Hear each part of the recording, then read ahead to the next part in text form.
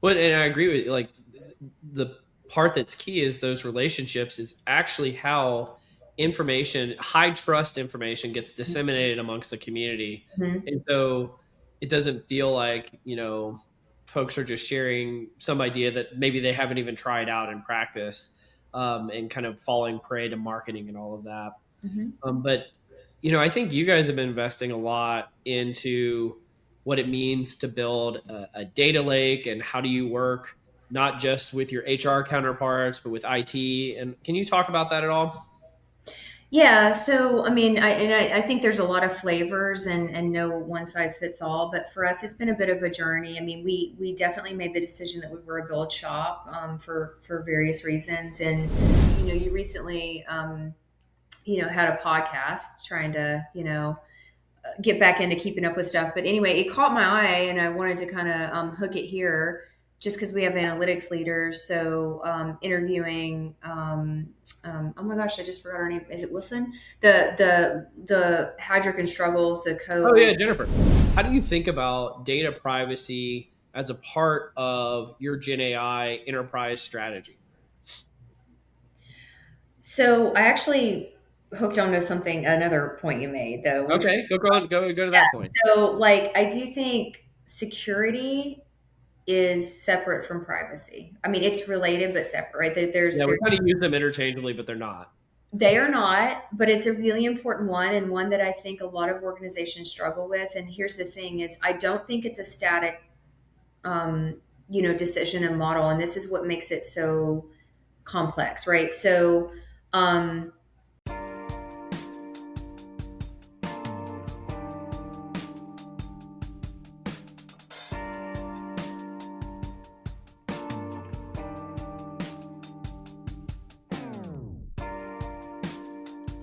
Welcome to Directionally Correct, a people analytics podcast with your host, Cole Napper, and today's guest, Amy Stevenson, Senior Director of People Insights at HP. Hey, Directionally Correct fans. This podcast is dedicated to you to help democratize people intelligence for the world of work. If you're looking to support the podcast, please make sure to listen weekly, subscribe to the Directionally Correct Substack newsletter, sign up for the Data Driven HR Academy at datadrivenhracademy.com, purchase Cole's book, People Analytics, or check out everything else at colenapper.com. Before we get into it, a quick word about HR Bench, the company powering this podcast. When we all started in people analytics, we wanted to do strategic work, building predictive models, workforce planning, advising the C-suite, and most of all, quantifying the impact for the business. Instead, we spend months building dashboards and reports that should already exist. HR Bench eliminates that entire phase. Your HRIS connects, your metrics calculate, your benchmarks populate. This is not novel. This is day one, not quarter two. That means skipping straight to prescriptive analysis, storytelling, and taking action for the business. Want to learn more? Book a demo at hrbench.com/directionallycorrect. Find out more about the company powering this podcast and building the future of people intelligence. As always, all opinions are our own, and thanks for being a listener. Well, Amy, I'm so glad to have you back on the podcast. I have to do a little bit of a PSA before we get started because you were one of our first guests on the podcast and was actually the first episode where I feel like the podcast started to kind of blow up a little bit. Like it originally was just like we're on the friends and family plan, you might say. yeah. And eventually it kind of became something bigger than that. And I think you were really one of the early catalysts to that. But when we switched podcast providers recently, the first 50 episodes of the podcast got deleted. I didn't realize this would happen. And so your episode was gone. So I wanted to bring you back on and talk about all things Amy Stevenson and all the good stuff. So I'm glad you're here. Well, thank you for having me back. It was it's a beautiful memory. It's getting a little more distant. How long has the podcast been a thing now? I mean, I'm losing track. It's, I mean, it's kind of crazy. It's definitely been 4 years, maybe almost five. I don't know. I don't remember exactly when we started, but Wow. we're 170 something episodes in. So It's it's quite a amazing. lot. It's so I mean, it's so great to see, and I mean, it just is like that just sort of is mind blowing. But I mean, anyway, yes, thank you. I mean, I'm happy to be back, and sorry you lost the early episodes because I do remember in the early days I was keeping up a little bit more than I do now. It's a little bit more like bits and bobs, but I do remember you had some amazing guests. So the fact that you're kind of coming back through the archives and inviting some of those old hands back is really nice. So I'm happy to be one of those. Thank you.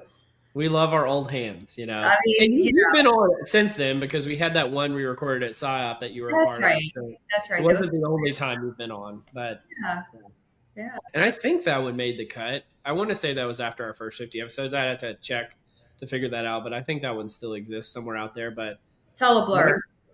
my, we've come a long way since Anacoco and Louisiana Tech, have we not? I mean, yeah, look at you, published author, like, just I'm make it. saying more. Look at you. Oh, no, I mean, I seriously, no, it's great. It's an opportunity to say, someone who's been your friend for some years now, and certainly followed your career. It's amazing to see, and really proud of everything that you've established and how much of a you know resource you are for the community through these mechanisms, right? The podcast, the book, but like personally, you show up, you're at conferences, you go to meetups, you're available to people on the phone, in LinkedIn, and so I think that should be celebrated here because you're pretty awesome, sir.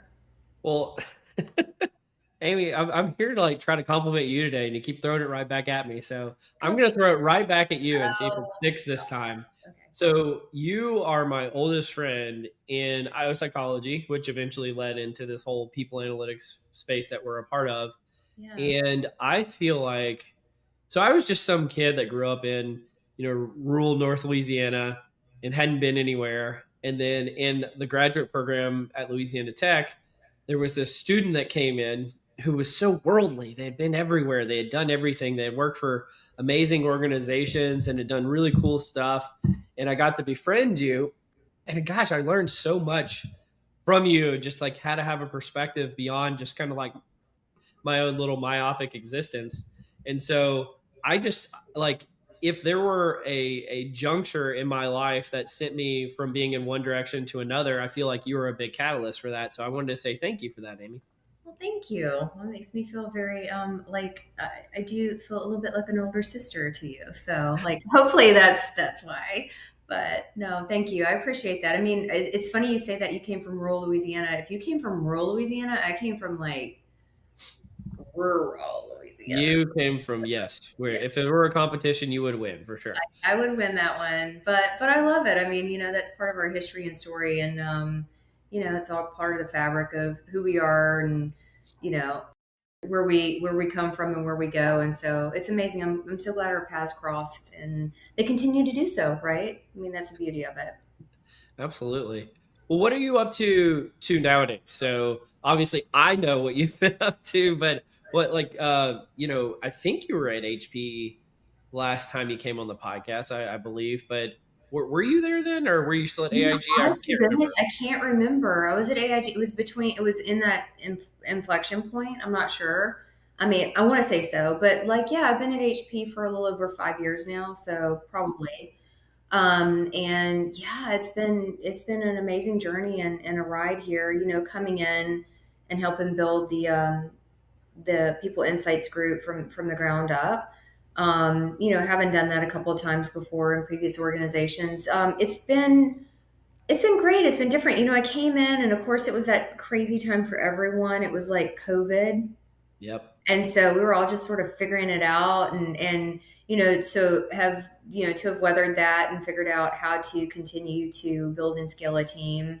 Um, Starting it and grounding it in that kind of frame, and then making sure that it had legs enough to stand and grow and scale has been a great challenge, and I've really loved it. I mean, I'd say that I'd done this before, but in different industries, so it's always like a new challenge to do a build somewhere new, different organizational context, different industry, and that certainly was the case here. It's been amazing. I felt very, very supported. I had a little bit of, I'd say, wisdom coming into interviewing for the role, And one of the things I did was lay out like, hey, this is what a like at this point in time, here's what I think a 3 and a 5 year plan looks like. And that's the it's kind of funny. It's ironic. Looking back on it, what I put on paper, we've actually like achieved and has been supported right by the organization. But the reality is the organizational and the external context changed so dramatically. Some of the things that were informing that plan on paper for me now, actually this week I've been here with my leadership team saying we're ripping it up and starting anew, like no assumptions, right? Like everything that we have is great. How do we break it down and build it back? And that's a really interesting place to be in, having gone through a cycle and then being able to kind of say, like, everything aside, if we completely tear up our structure, how do we need to change it? And so that's pretty cool. It is cool. And I think about, we had a recent episode with Gary Russo at Providence Health. Mhm. He had talked about he had been in his role for about 10 years. Mhm. And one of the things that we discussed is that, is like, a lot of people analytics folks, no one would ever point a finger at me, right? Plinko around to different roles, and don't, when they make a 3 or 5 year plan, very few of them are actually there to see it come to fruition. Mhm. But you've been able to do that at HP. Um, do you think you're able to accomplish more as a consequence of that, and kind of seeing the plans through? And frankly, like, do many of them still hold up? Like, does it, has the world changed so much with AI or everything post pandemic that's happened? Like, how much of the plan actually holds up? It's interesting because like part of the plan is, you're charting a course for what you know to be true at any juncture, right? And the world has changed quite a lot, and technology as well. But some fundamentals stand, right? You have to make some determinations for your organization, the culture, and different things that are at hand about whether you're going to go. For example, there's a whole like build versus buy debate. And so like that's a very foundational like direction, right, that you might go. And that does inform foundationally where, you need to be thinking about, you know, structure, like skills, headcount, those sorts of things. So you do have to budget and account for that. And typically, most people don't get like a free plate of, oh, okay, you're going to decide to do one versus the other. Here's everything you need year one. And so I would say that decision is important for an analytics leader. And even if you inherit an organization, sometimes you have to take a look and give credence to the thought and weight that went into that, from a planning perspective. You do have to be nimble enough, right? I mean, given none of us saw kind of the proliferation of AI and kind of the force and velocity of all that. And so you have to be able to figure out, okay, what's the new normal and how does this fit the context that I have, like the writ large, right? Whether it's buy versus build and all those sorts of things.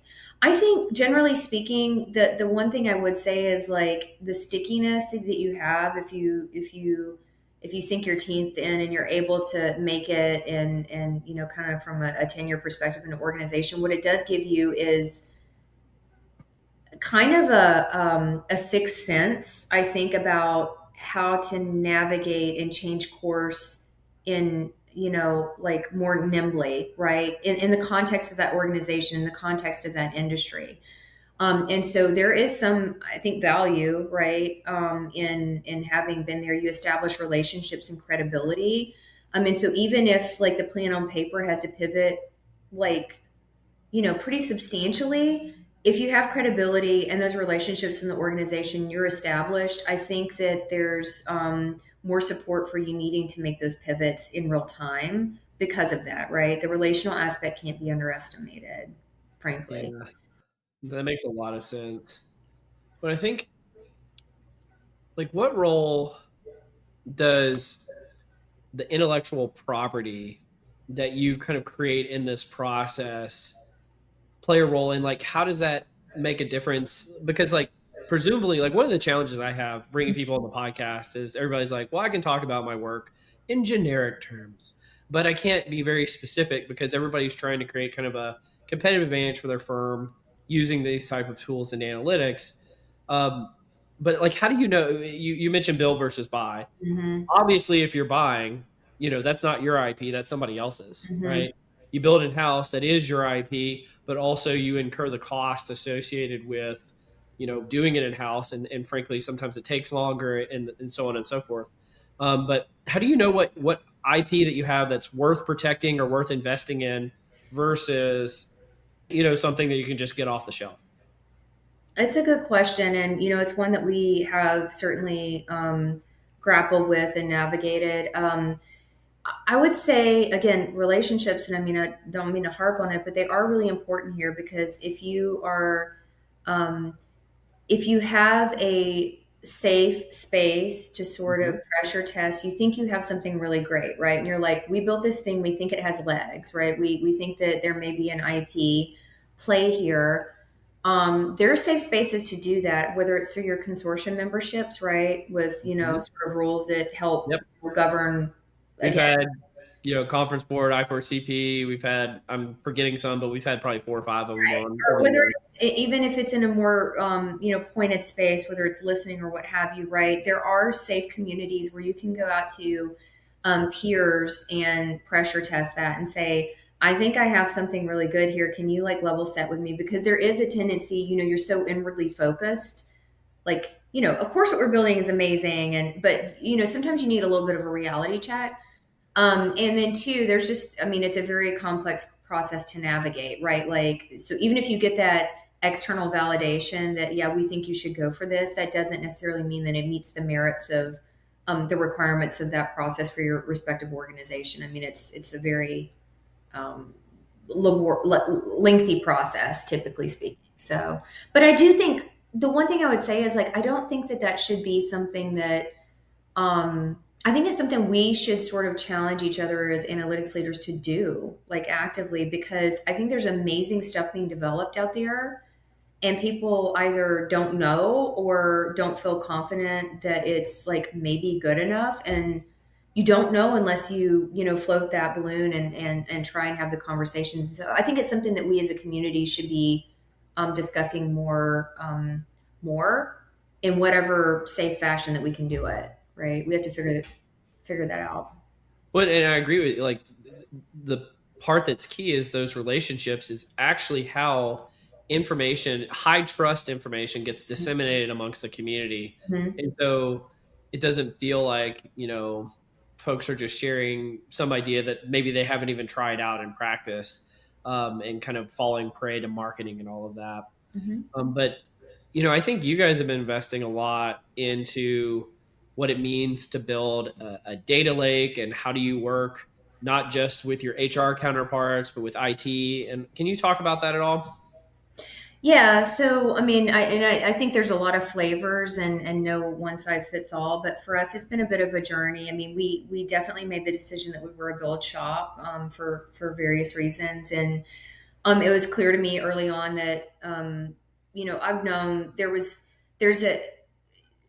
there was a future state where as HR we have enjoyed. I will use that term loosely, but the we've enjoyed being walled off, right, from a data perspective. And there's a lot of reasons for that to keep that contained and sort of very locked down.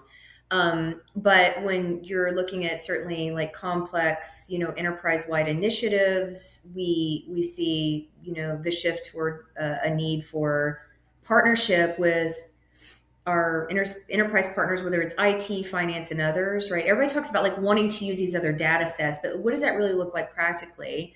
And for an organization as large as like HP, you do have to partner. You have to understand what is the roadmap and the strategy for the broader technology, organization, innovation organization, strategy organization. You have to figure out, how do I fit into this, and how am I helping make sure that our strategy and roadmap is comporting with that, right? Not that you're necessarily saying, "Oh, we're going to jump into that," but that you're like at least aware enough of what's going on, such that you can, chart a course for your HR people organization.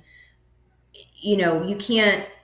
You need to be prepared if there's a situation where you're told that you're coming into a federated data lake. Like if you have to scramble and figure that out when you're informed, you're not going to be in a really great place, right? So you need to kind of do some scenario modeling and planning around that and figuring out like what happens if and what decisions that we might make now might make that easier or harder. Or, I mean, there's just those kinds of conversations that you need to be having as a leadership team. But yeah, that has to.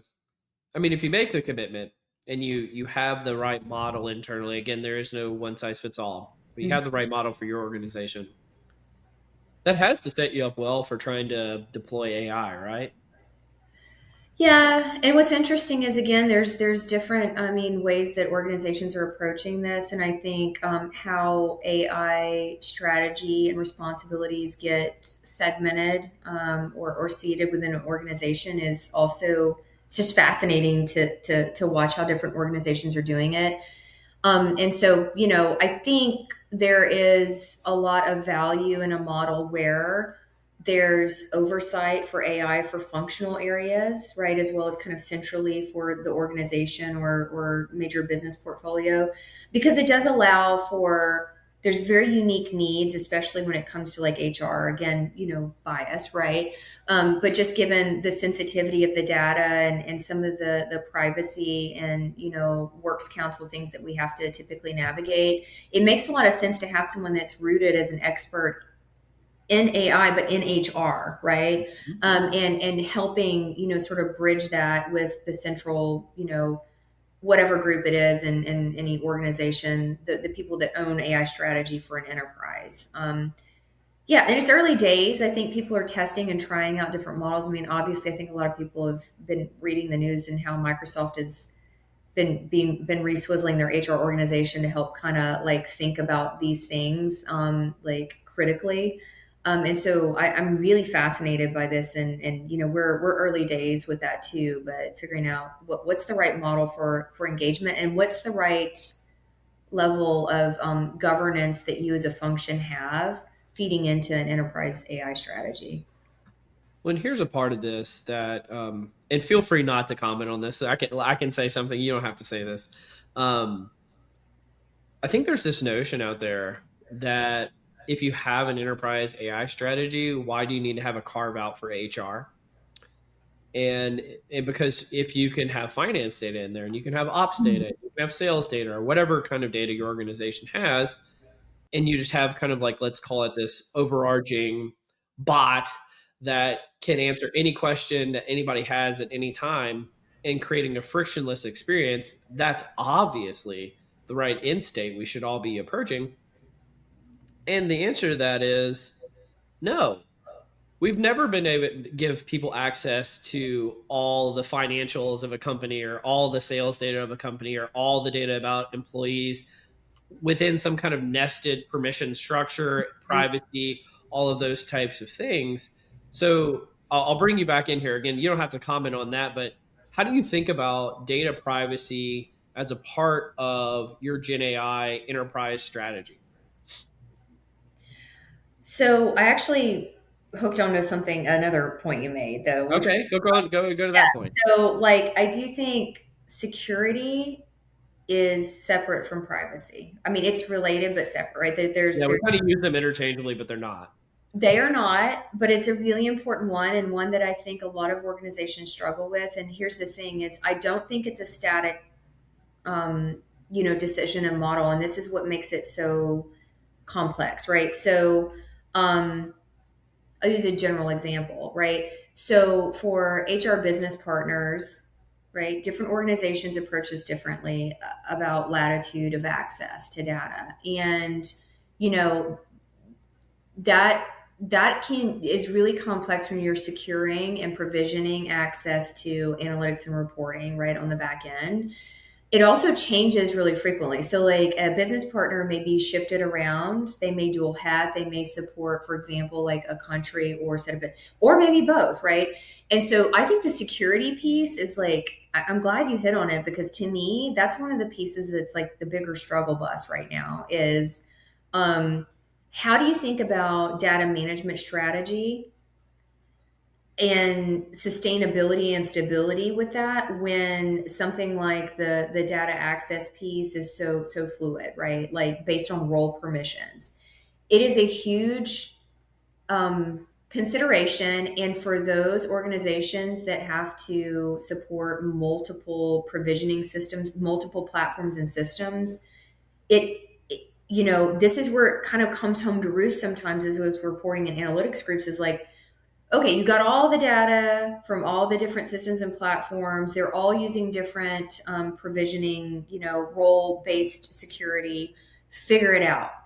And then that's where the partnership with privacy comes in. And so there is a hook there, right? It's like, okay, what should people have based on their job and role? Why? And the reality is that also isn't an easy answer, because if you're looking at it from a siloed manner, it makes sense to give person XYZ something in a learning system. But as soon as you start intersecting learning with listening, that changes the calculus, right? And so I think where I'm going with this, Cole, is again biased, but HR data is so much more complex in ways, I think, than other data in the organization. And so it's boiled down sometimes with enterprise groups, like it's just another it's just another group of data. It's a what, but the transactional nature of worker data and then bumping it up dimensionally against other data sets, again, I just think there is a place for that carve out from a privacy perspective, from a data security perspective.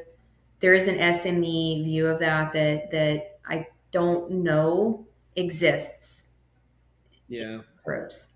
Well, and I mean, I love the points that you made about security and privacy, but there's also just like you said about complexity. I can't Mm-hmm. tell you how many times I've worked with different data engineers at different organizations who came from areas outside of HR, and they were just like, ha ha ha, dealing with this HR data is going to be a cakewalk. And because they're like, well, because we have all this IT data figured out or all this whatever other data figured out. And then they come into HR and they realize like this is a nightmare. This might be the hardest thing to deal with of all. Mm-hmm. Not to mention, above the complexity, you have the security and privacy considerations that, and all the role based things that you mentioned a second ago. Mm-hmm. And so it becomes, if you're a person who actually likes like a challenge, it becomes like almost someone's life's work to figure this out for an organization. But talk to me about, because presumably if you're creating some kind of applications for people to use data, you're trying to make business decisions, you're trying to tackle different use cases, you're trying to solve some kind of problem that the organization is having. How do you navigate the trade-offs between complexity, security, privacy, and use cases, productivity gains, and net value add from this type of work? I mean, it's always a consideration, right? And I mean, you talk about trade-offs, but at the end of the day, we don't compromise on, our principles. We have very, very strong relationships, and guidance and guardrails, if you will, from legal, privacy, and others. And so, like we come at it from our default is we adhere to those, and then we figure out how we can creatively solution for our internal clients and the use cases that they have. But it's really, again, I think the inflection point is around like increased intersectionality of data sets and different, like the need to do that and build analytics on top of it or reporting on top of it. um it's a daily challenge. And I mean, I can't tell you we have a wholesale approach to like, oh, if it merits this and this. I mean, there is a discussion, because sometimes with the leadership, you have a conversation and it's like, here's everything, here's the guidance, but there's a bona fide like business justification. And there is a there's a process to work through that to understand like what's an acceptable risk level. And like, it doesn't mean that there's no risk, because the reality is there's risk in stuff we do, right? I think that needs to be acknowledged. There's very little like no or low risk stuff that we do. But if you come at it from an ethical and grounded perspective with the guardrails that you've been given, privacy, legal, cyber, and so forth, I feel very confident that we're ending on solutions that, that are meeting the need of the business. The issue ends up being, Cole, more than often isn't what we're delivering, it's the timelines, right? Because when you talk about all these pieces that come into play, I think that's one of the killers is how fast can all this get done? And like the more that you can work with your partners to get kind of standard operating like parameters, the better position you are as an analytics group to deliver rapidly against, at least we're operating within these confines. That's the Yeah. tricky space. Well, and then there's another flip side to it, which is obviously you're creating value. How do you make sure that that value gets credited to HR and the contributions that you guys are making? Yeah, I don't know. There's this like, saying that that your successes are private and your failures are very public. And I think that happens very frequently. No, no, never.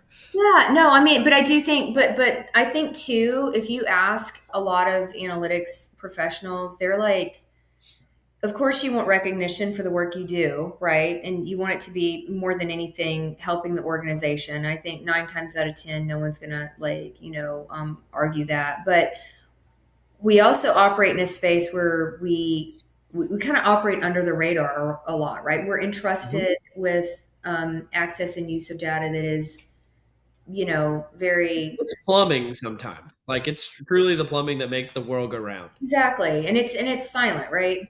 But I think because of that, you'll see a tendency to maybe not overreact to not getting like blasted as the architect of like the most amazing thing.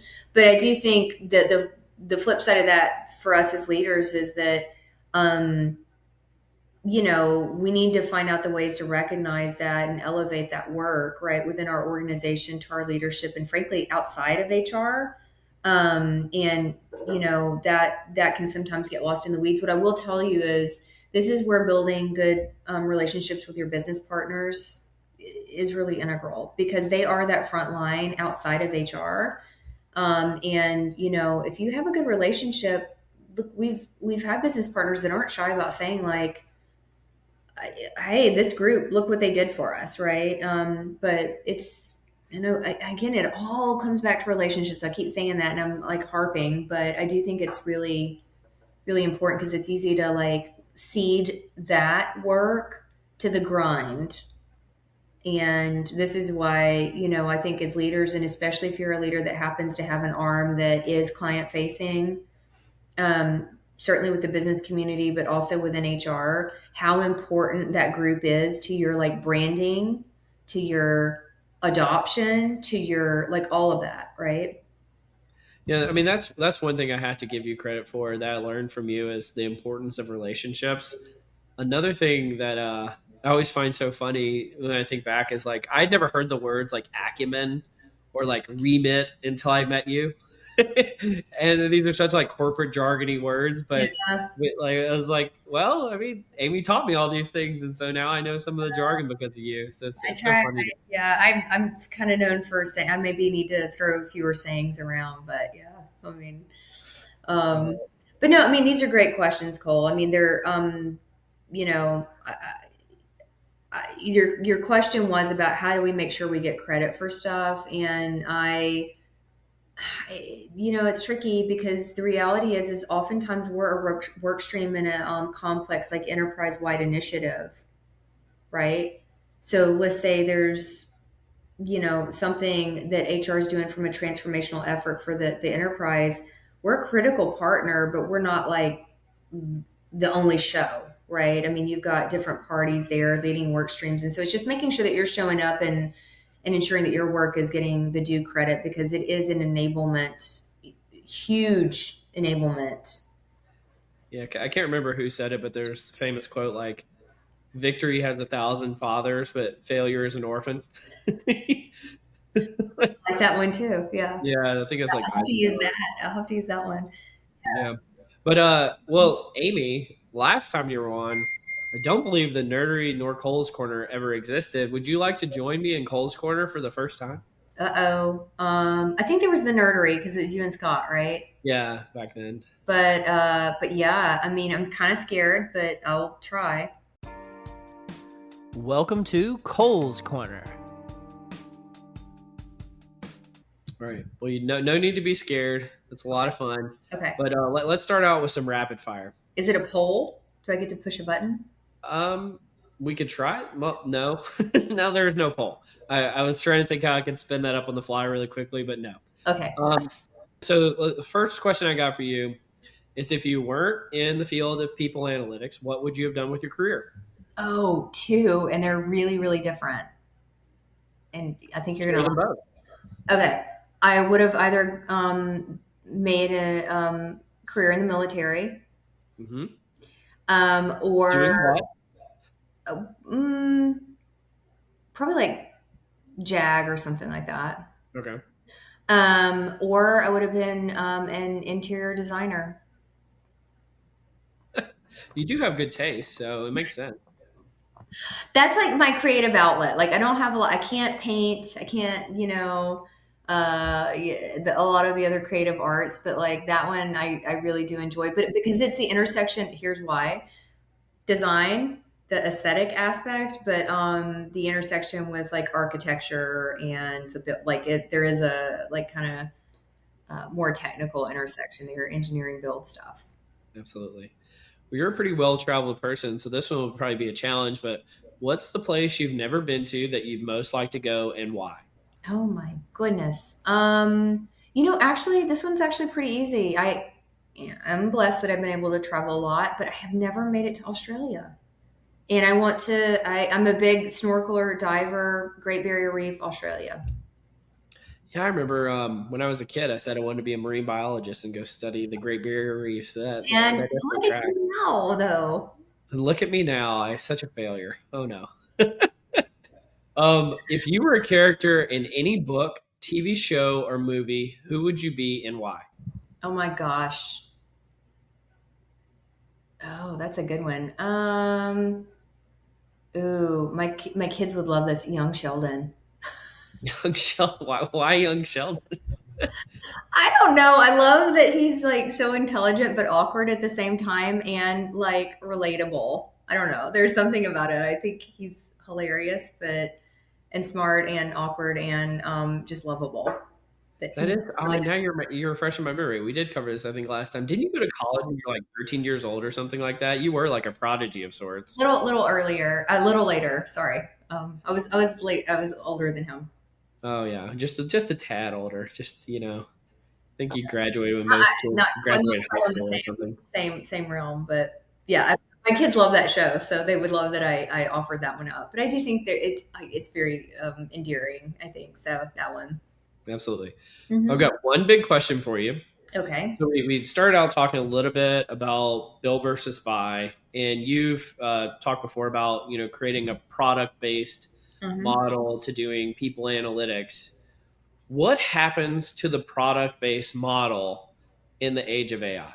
Does it stay the same? Do you just spin up even more features? What happens to product based people analytics with AI?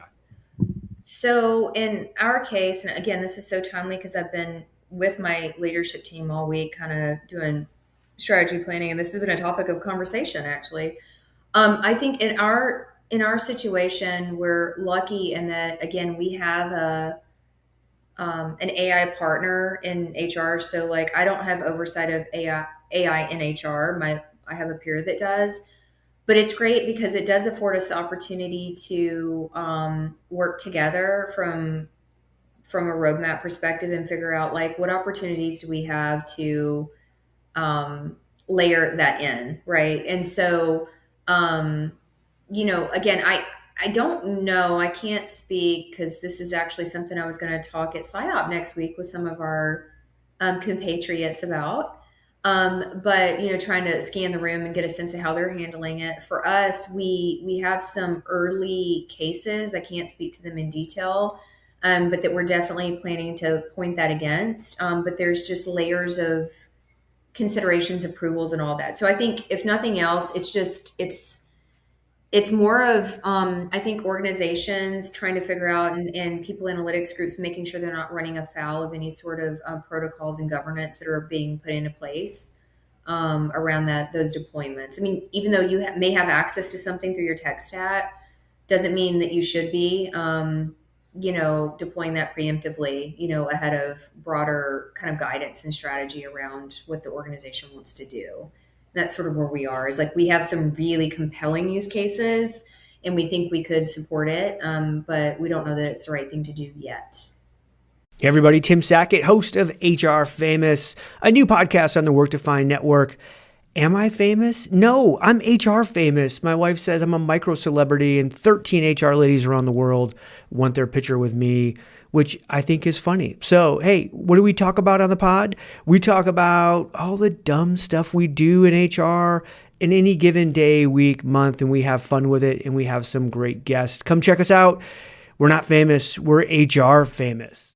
Absolutely. Yeah. Well, let's do some what am I reading? All right, let me pull something up for you real quick. So there was a recent paper in Science that's been heavily cited, actually cited on the podcast a few episodes ago. I can't remember which one. Where it talked about recent discoveries on the acquisition of the highest levels of human performance. And it had kind of this startling finding, which is if you're at the highest level of athletic or academic achievement, sometimes those individuals actually were not the most exceptional performers in the beginning. And so there was kind of this kind of negative correlation between how high you achieved in a field and how good you were at the beginning. Mm-hmm. And what this paper or this post by a guy named Mikhail Navard put out there is that this actually might be a case of collider bias, or what's sometimes called Simpson's paradox, which is if you have kind of two groupings on on a single distribution. If you're not on video, you can't see this distribution on here, but essentially it's a linear chart that shows the relationship between early performance and adult performance. And essentially he creates a separate color for the people that are at the very, very top end of the distribution. Mm-hmm. And what it does is it does make kind of a Simpsons paradox where if you're at the top end of the distribution, it actually seems like the worse you were early in life, the better you were later in life. But in reality, if you put all of the distribution in there, you can see this very easy linear pathway between poor early performance means poor adult performance, and great early performance leads to great adult performance. What did you think about this one, Amy? I need to read that, apparently. um, There we go. She gets the podcast. I do. I'm gonna have to. I don't know. That one's like a mind twister. I wonder how they accounted for other stuff, right? I mean, so like, whether there are other attributes. I mean, we're just talking performance. I don't know what the particulars are, but like, there is, at least anecdotally, I mean, I think an idea that, you may not be good at something initially, and then like through grit and persistence and all these other things that, you sort of pursue and, improve. But I don't know, sports, I'm not sure that holds. So, well, one interesting thing that this article really did not rebut, but I thought was very interesting from the original article, was this concept of if you learn across, and this is what we covered on the podcast previously, so this is not what got rebutted, is if you're a person who narrowly studies or you play like one single sport and you try to get really good at it, you're actually not as likely to reach peak performance. But if you go across a broad variety of things, you actually start out a little bit slower in sports and in academia, but you're more likely to have the highest top end of performance. And I thought that's very interesting because essentially, like if you're playing sports, you should be a multi-sport athlete. And if you're studying academics, you shouldn't, again, have this narrow myopic focus on a singular topic that you're going to publish on for the next 40 years. Perhaps if you really want to be world class, you should study a variety of things that may take longer, but you'll be the most likely to get to the highest level. That actually makes a lot of sense. You know why? Is when you think about like the ability to like create like connections, right? Between, so systems thinking, I would think like, right, that could be a hook, right? Because it's like the more that you understand about different areas of, whatever it is, right? Science and theology and, you name it. It just allows you to bring a more critical like mind to bear to any one problem. And so you're coming at it from multiple angles and perspectives. And, it's like diversity of thought. Yeah. We've always said gives, better results, at the end of the day. And so, I mean, I could see some merit to that. I'm interested if that holds for musical stuff too, right? Like you're saying, Hmm. you study one instrument versus many. And so, like, I know some musicians who can like pick up anything Yeah. and play it, which is amazing to me because I'm like, I'm super envious of that. I can't imagine having that skill, that gift. But yeah, so I wonder if that holds for the musical arena as well. I don't know. That's I, intriguing. I don't know if it holds for music, but it is related to the next topic that I have here, which is a recent article published by Google's DeepMind called LLMs Can't Jump. And it's summarized by LinkedIn post by a guy named Ian McCarthy.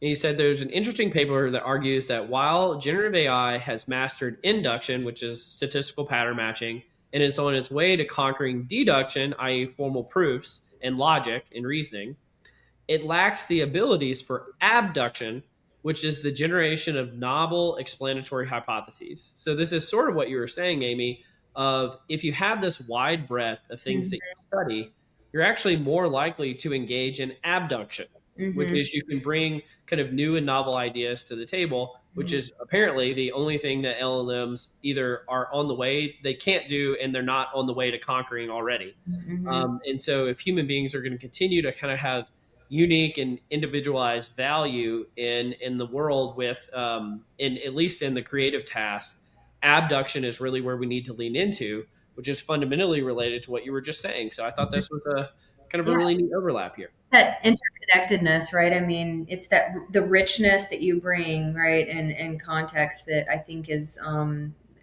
again, I mean, you're gonna be able to contextualize something from multiple elements, right? That's very Mhm. difficult if you have a myopic view. Absolutely. Um, that's pretty cool. Interesting that we're on the music track, but Well, I'm curious. From what you've seen, like, and this should be your own personal AI usage, what have you, hmm. has it ever generated like an idea that you thought was like, wow, I've never thought of that before? Or like I think it's very good at like summarization and pattern matching and things like that. But has it ever done something you're like, wow, I think that just blew my mind? Not yet, but I do think it will probably happen in the near future. Okay, what leads you to that belief? Well, I mean, and you just look at I mean, it's really mind blowing, right? How rapidly the technology is improving. But I mean, I think it could be I it mean, will, it is mind blowing that it can pass like the Turing test and all that. Like that is in itself quite an achievement. but I think it will likely be something more like seated, in like. So maybe you're leveraging technology to, kind of automate, I don't know, analyses or whatever, right? But it could be that, you know, it gives you this like, I will say this. It gives you the freedom of time to actually think, which is I think something that we've lost, right? And so it's like I don't know that it's going to so much be that it gives you the generation of an idea, but like the fact that it's freeing time for your mind to sort of like churn and think and like, the productivity that it enables. That thinking, that deep thinking time. I think I remember you and I had a professor one time that talked about like flow, like being in that state of like creation and work. We don't get to do that a whole lot.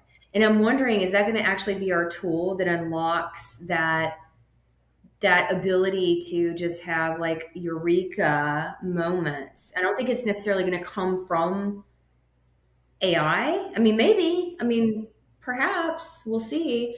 But I just wonder if it can get us away from the rat race enough to get back to a state where I think we were having more beautiful eureka moments, in the distant past that have kind of gotten like subsumed and lost in the rat race the past 20 years. Yeah, and just to give credit where credit is due, that's Chick sent me Holly's work and Dr. Mitzi DeSellis who introduced us to that. So thank you, Mitzi, for if you're out there listening. Um, I think there's an interesting point there. We covered this a while ago, but it showed that there was like a linear relationship between like how many novel ideas you can generate with AI and your levels of education. And so essentially, the more ideas you have, the more ideas you can have AI generate, which I thought was kind of interesting. And there's somewhat of like a compounding effect there, I would Yeah. imagine too. Yeah. I don't know. I'm still going to believe in the uniqueness and beauty and value of the human mind and brain. And there's something that just like, inherently can't be replicated. Oh yeah. Yeah. I mean, we're all experts at least on one thing, which is ourselves, right? And so we do all have at least some unique value in some sense. Yeah, no, I don't know. It's just fascinating to see and interact and be a part of that, kind of evolution of that technology, and sometimes scary, but Yeah. yeah. So, All right. Well, I got one more one of my reading for you. okay. So this is the last one is from a person we covered many, many times, Dr. John Sullivan. And he's always writing something provocative. It's always got some Yeah. nuggets of wisdom in it. It's always got some parts where I kind of disagree with it. And this is the case against hiring underqualified candidates with potential to grow into the job. Mm-hmm. And so he lists a bunch of different reasons why you shouldn't hire people for potential. I'm just going to list a few of them because he's very Like that verbose. you shouldn't hire for potential. You should not hire. Yeah. It says today everyone has stopped listing potential as an acceptable substitute for qualification. Managers need the new hire's maximum performance today. Defining and measuring potential is extremely difficult. Others will be forced to carry the load. This approach is not cheaper. Most managers aren't good at picking candidates with potential. The development of a new hire will be expensive and time consuming. And he goes on and on. It's pretty, he's got a lot of reasons. I am curious from your perspective, though, Amy, do you think that hiring somebody for potential is a worthwhile endeavor, or should we only be, hand to mouth with our hiring in the sense that we can only hire somebody who can do something for us immediately today? Absolutely not. I think potential is so important. And I mean, look, here's the deal. If nothing, when I'm looking for a mind at work, right? When I'm interviewing, like the four corners of a document, when you create a job description or, your work, that's helpful, whatever. But if this is a checklist of like credentials and experience and whatnot, like, again, that's not that's not the way I operate. I think it's important to understand, what skills people bring to bear out of the gate. And there has to be a water level, right? There is a minimal, like you have to be able to do XYZ on day one. I think it's more incumbent on the hiring manager to be able to say, here's the plan, right? Here's your 30-day, 69, whatever. Like, I don't think enough hiring managers are held to account for, from a performance perspective, creating a clear plan and then bumping that through the hiring process against like, do I think this person can meet this? And here's the substantiation for that, right?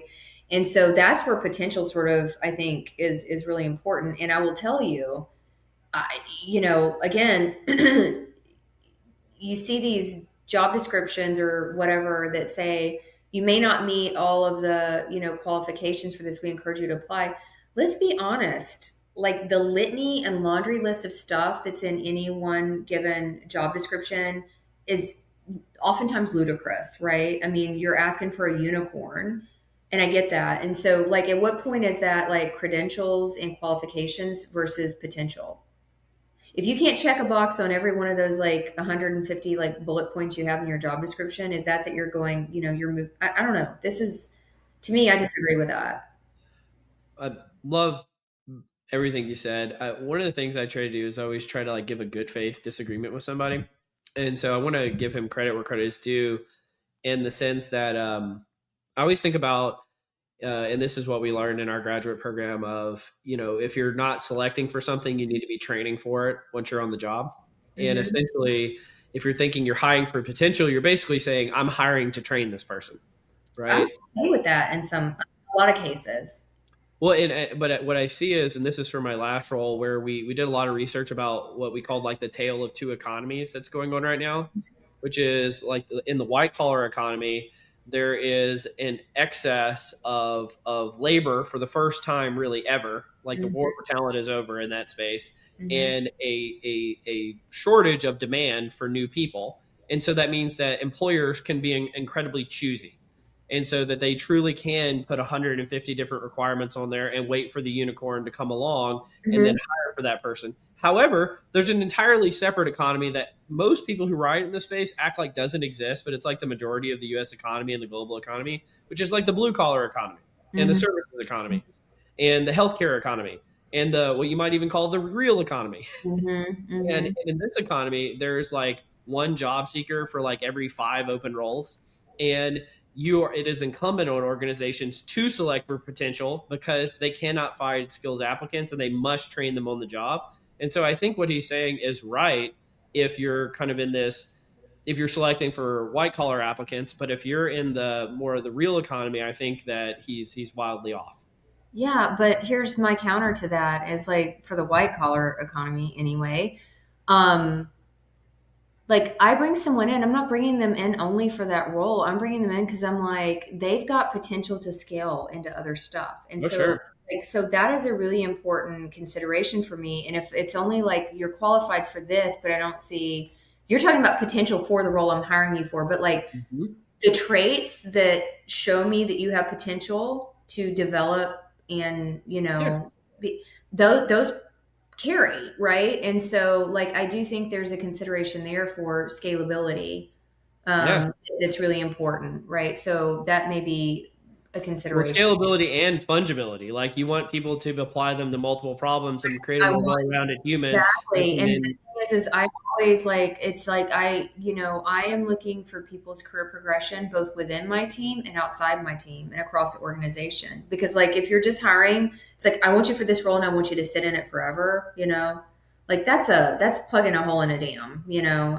so anyway, I don't know, I just take a little bit of a different like view there, but I need to read the article. To be fair, I need to read it.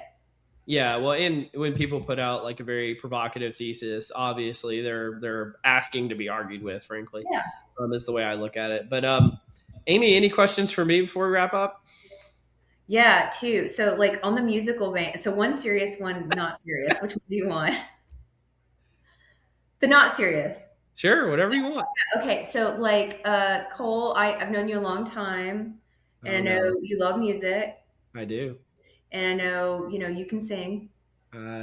Somewhat. What's your karaoke song?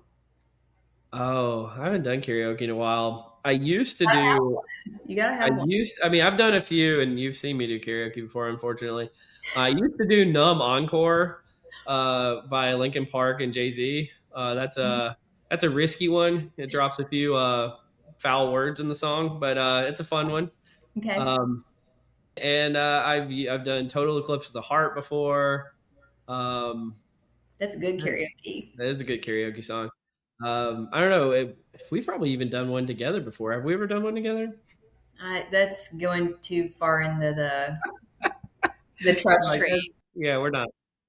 Yeah, so that was that one. And then I was just going to say, so you recently, just kind of like really quick thought, but like you recently, had a podcast trying to, get back into keeping up with stuff. But anyway, it caught my eye and I wanted to kind of hook it here just because we have analytics leaders. So interviewing, oh my gosh, I just forgot her name. Is it Wilson? The Hadrick and Struggles, the co. Oh yeah, Jennifer.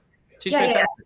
Yes. And so that was really interesting to me. It's something you and I have talked about for years, and like just any kind of parting words you might want to give, and also a hook to listen to that episode for analytics leaders that might be thinking about what's my career path beyond analytics? Is it, is there a career path to, executive leadership, CHR roles? I thought that was really an interesting topic and interested in your thoughts there. Well, let me get on my high horse here for a second, real quick. That episode, people do not, because she's not well known in our field, but Jennifer Wilson is like if you're talking about gatekeepers for like the keys to the castle for any senior HR leadership role at the top companies in the world, knowing someone like her is like a key unlock, right? And she came on the podcast and spit all this wisdom. And because people don't know her, it's like a very averagely performing episode. And so people go out and listen to that episode because she drops so much knowledge. And just because people don't necessarily know who she is because she's not a people analytics person, like I have gotten more kudos from like the top people, like CHROs and top people analytics leaders and just people in general who are like, oh my God, you got her on your podcast as a guest. I cannot believe that. And she shared all of this because the people who know that she has like this like secret proprietary knowledge. So if you want to know like how, and like frankly, that's like, I'm sorry, I'm like getting super passionate about this. It's like one of the reasons I have this podcast is to try to share kind of like secret proprietary knowledge insofar as I can with the masses to do like this massive public service, right? It's like one of those things that keeps me motivated. And so like having people like you on is amazing. Having people like her on is just like, you cannot replicate that. And so I'll say some of the things that I learned from her, and again, we've kind of used this word myopic a few times, is a lot of people in people analytics believe that you should just become a deeper and deeper subject matter expert. And that's what's going to take you to the promised land of moving up in your career. And she was very much not in the deeper camp, but in the broader camp of getting multiple critical experiences throughout the business and giving the exact playbook. I mean, exactly, not theoretically, of what it would take for people analytics to become a CHRO someday. And I was like, and she did this in public. And I was like, this is so crazy. I can't believe she's actually sharing this.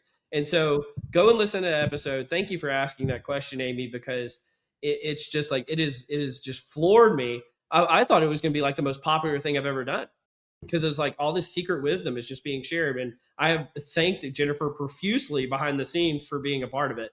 But yeah, thank you for asking that question. What made you ask that? Just out of curiosity. Just, I mean, obviously, it came up recently and it caught my eye and I'm like, it's always been something that we talk about in our circles, right? It's something that I will say as analytics leaders, we know that we have wisdom and value to bring to bear. But I also think a lot of analytics leaders get pigeonholed, right? And so I think it was really timely and it's something that we should use as like encouragement to your point, for our peers to like, hey, you may love what you do and like send that, but for anybody that's feeling a little bit like, I want to give more and do more, you do have a playbook for that. Yeah. Well, one of the things, and I recorded this and it hasn't come out yet, but we talked to Jay Van Bavel, who published a book called The Power of Us. And he talks about the power of identity in the workplace and how much it plays a role. And he talks about like social conformity, but also the importance of dissenting viewpoints. Mm-hmm. And one of the things that was so eye-opening that he mentioned is that dissenters in a community are actually the people who care about the community the most.